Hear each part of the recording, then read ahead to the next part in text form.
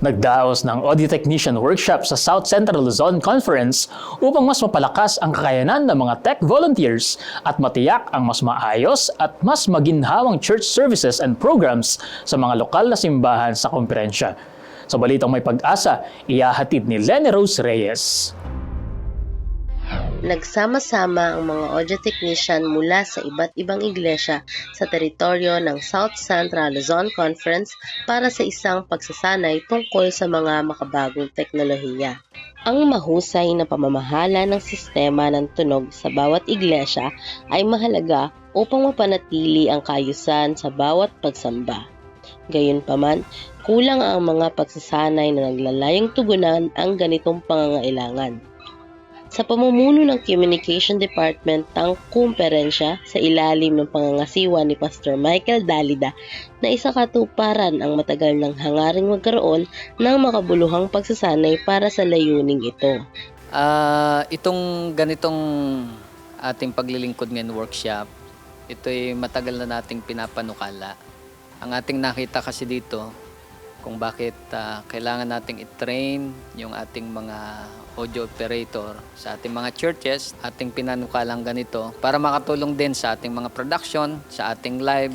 3 plenary session ang isinagawa na tumalakay sa iba't ibang paksa. Nagkaroon din ng mga breakout sessions upang bigyang pansin ang mas malalim na pag-aaral sa mga tiyak na larangan tulad ng pagmix ng tunog, pag-record, pag-edit at pagpapabuti sa kalidad ng audio para sa live stream.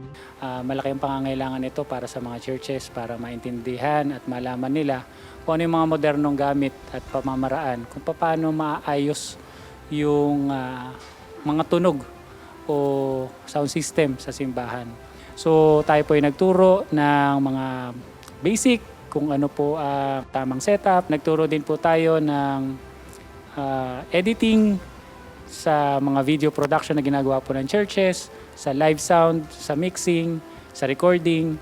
Sa tingin ko po yung mga natutunan ko po dito sa workshop natin is magagamit ko po talaga lalo na sa Harvest 2025 na marami din pong mabinyagang katulad ko. Sa pagpagitan ng talento na binigay sa akin ng Panginoon, ito, narito ko ngayon na nadagdagan yung kaalaman ko sa pamagitan ng audio workshop seminar.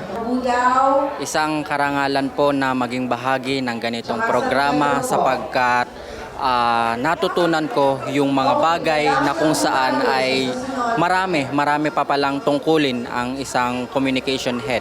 Na kung yun ay nais kong dalhin sa aming iglesia sapagkat alam ko na yun ay magiging bahagi sa ikalalago ng aming iglesia. Ang pagsasanay na ito ay nagbigay ng mahalagang kaalaman at kasanayan sa mga tagapangasiwa ng tunog mula sa iba't ibang iglesia. Sa pamamagitan ng mga sesyon, mas naunawaan nila ang kahalagahan ng mahusay na sistema ng tunog sa pagpapabuti ng karanasan sa pagsamba.